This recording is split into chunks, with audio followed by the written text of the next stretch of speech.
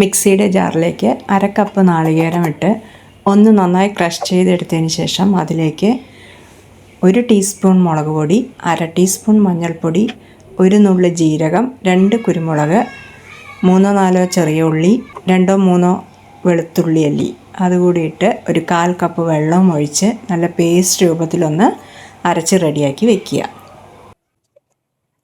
ഒരു 2 പിടിയോളം മുരിങ്ങയുടെ ഇല നേരാക്കിയതിന് ശേഷം ഒന്ന് നല്ല വൃത്തിയായി കഴുകിയെടുത്ത് വെച്ചിട്ടുണ്ട്.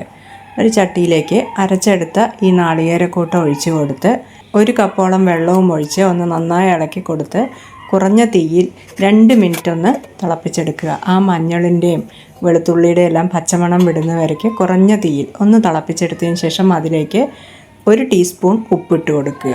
ഒന്ന് ഇളക്കി കൊടുത്തതിന് ശേഷം നേരാക്കി വെച്ച ആ മുരിങ്ങയുടെ ഇല അതിലേക്കിട്ട് ഒന്ന് അടച്ച് വെച്ച് 1 മിനിറ്റ് കുറഞ്ഞ തീയിൽ ഒന്ന് നന്നായി ഒന്ന് തിളപ്പിച്ചെടുക്കുമ്പോഴേക്കും ആ ഇലയെല്ലാം നല്ലോണം ഒന്ന് വെന്ത് കിട്ടും.